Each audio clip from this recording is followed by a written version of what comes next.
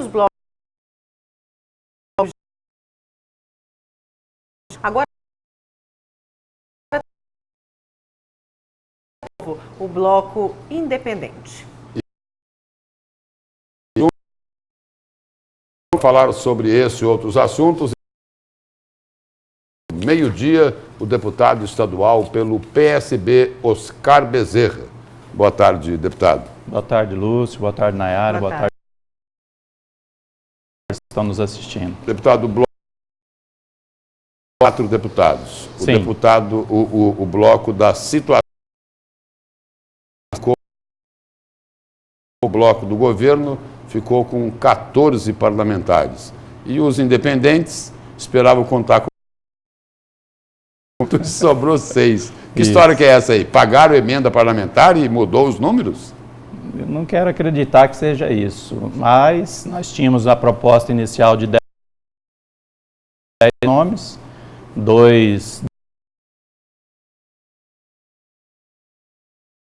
de meio que já acordado. Esses 2 que decidiram não assinar foram o deputado Baiano Filho e o deputado Adalto de Freitas. Adalto de Freitas. Isso. E 2 assinaram nas duas. Tinham assinado Ramos e o deputado Van Clay Carvalho. E eles justificaram por quê? Não apareceu mais na Assembleia depois do dia. Ficaram Pelo menos não vi. Em silêncio. Então, entende bem o que são os blocos aí de situação e de oposição. E o independente, qual que vai ser o papel dele? Ele vai flutuar entre os dois ou não? Ele tem um papel já definido? Só complementar a pergunta da Nayara, deputado. Por que os nem na situação e nem na oposição? Bom, porque primeiro nós não somos oposição ao governo do Petax. Esses deputados têm dado sustentação ao longo desses 3 anos de mandato do governador em todas as situações. E estando lá no Independente também não é a situação. Mas mostra também que a política é cheia de dar sinais, né, Lúcio? De deputados dentro do parlamento que não está satisfeito com a administração. Isso que eu ia perguntar para o senhor. Então, esse bloco foi criado justamente pelo atual cenário que o Mato Grosso vive, com a crise na saúde.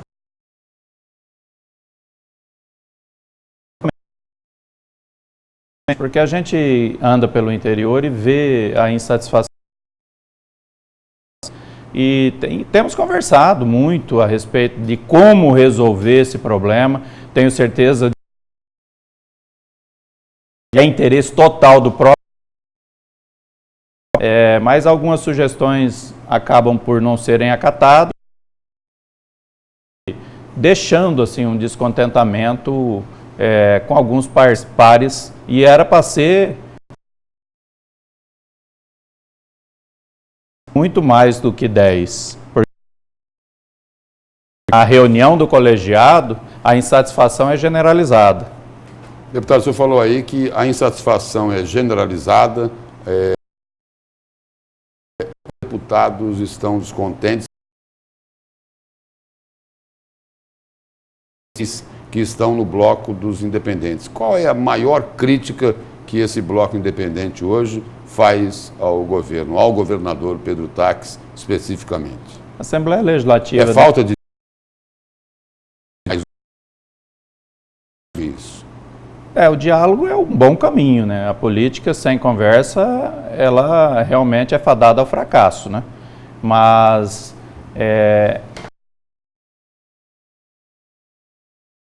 o fator da valorização.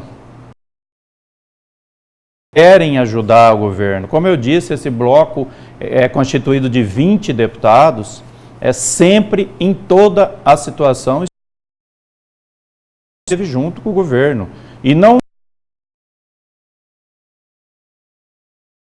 que não vamos estar até o fim.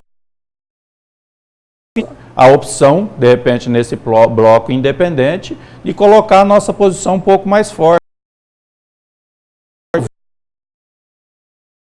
Para pelo menos ser ouvido ou enxergar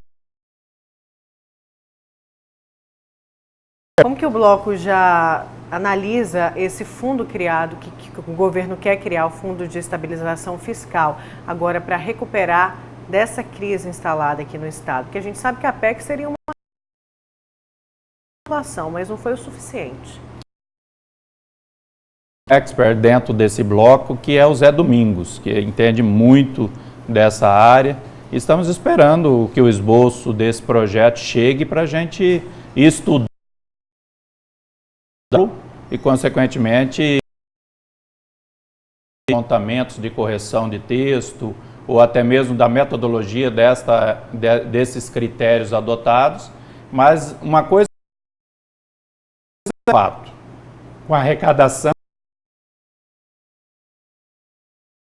acontecendo, desculpa, não é suficiente para cumprirmos com os comprometimentos que temos. Isso é um fato, porque senão ninguém estaria sem ter o atendimento de pendências na questão com os empreiteiros, ou seja, precisa criar algum mecanismo para regularização. Deputado, dias atrás o seu colega, ainda colega de partido no PS, numa entrevista à Rádio Vila Real, aqui do Grupo Gazeta, disse o seguinte: olha, o governador Pedro Taques, a lição de casa.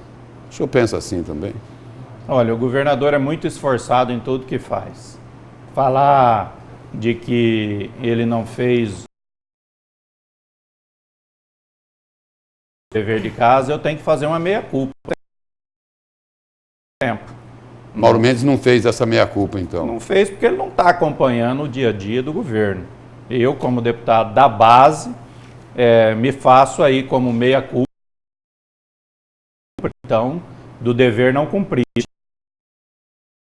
Tem razão no sentido de que não atingiu os objetivos que foram propostos. Por isso ele está criando mecanismos aí, como a criação agora desse fundo, deve vir bem na metodologia de algumas receitas do governo. Dá tempo de arrumar a casa ainda, deputado? Ô Lúcio, eu acho assim que a dedicação da equipe pode ser que dê a resultado tão sonhado, que é atender a população. Agora, deputado, essa meia-culpa que o senhor falou, outros colegas seus aí já assumiram também que, por estarem junto do governador, tem uma parcela de culpa, como o próprio deputado aqui recentemente no Jornal do Meio-Dia, mas ele disse que quer fazer diferente agora nas eleições, quer juntar a oposição, uma oposição forte contra o governador Pedro Taques. Será aí a janela partidária para mudar de partido. Já tem em vista algum partido? Pois e também vai engrossar essa oposição? Pois é, mas qual é a oposição? Essa é a pergunta que fica. Não existe oposição. Cadê os candidatos da oposição? Precisam se manifestar, né? Porque realmente hoje o governo tem as suas dificuldades. O único que se apresenta até o momento. Mauro Mendes poderia ser esse candidato da oposição? Ele sempre foi da situação, mas se achar que por bem a oposição é o melhor caminho, é um direito que lhe cabe. Nós não podemos fazer julgamento. Assembleia Legislativa. Foi deflagrada aí recentemente a Operação Bereré. Um dos acusados aí pelo Ministério Público Estadual é o deputado presidente da CPI do Fundeb, que foi instalada para investigar se houve algum tipo de desvio na área de educação no governo Pedro Taques.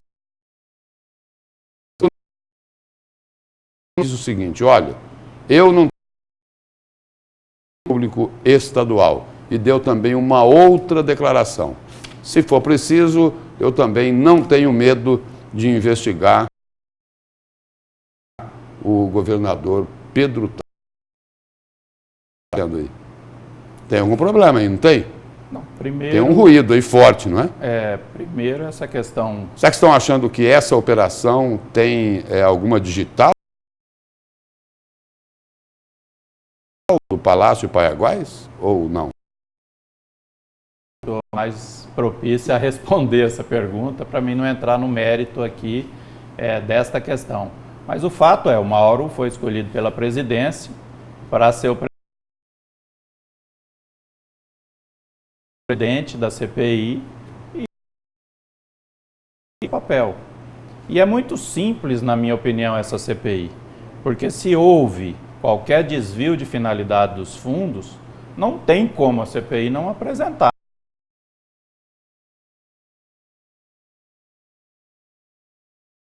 isso ao seu final. Por exemplo, do Fundeb, teria que ser repassado aos municípios especificamente. E vai investigar também lá a aplicação dos recursos do FETAB que fez. Na oportunidade que eu fiz para investigar o FETAB, eu fiz em função de quê? O Estado não tem dinheiro para nada. E nós temos um vácuo no FETAB de R$ por ano. Vamos fazer uma conta simples. Nós produzimos 30 milhões e 500 mil toneladas de soja. Dividido isso por saca, dá 508,58, que é o FETAB, daria 800 milhões de reais de arrecadação somente da soja. E só está entrando 600 no bolão total. Esse dinheiro está indo para onde? Pois é. E aí, obviamente, como tem... tem que ter, né? Tem esse cunho. Até para melhorar essa imagem da Assembleia. Exatamente. Nós estamos num quadro caótico. É sonegação isso. De arrecadação. É sonegação, deputado. Isso que precisa detectar os sonegadores. Porque soja não voa. Voa? Não voa. E um detalhe interessante é que se a conclusiva disso aí for por determinada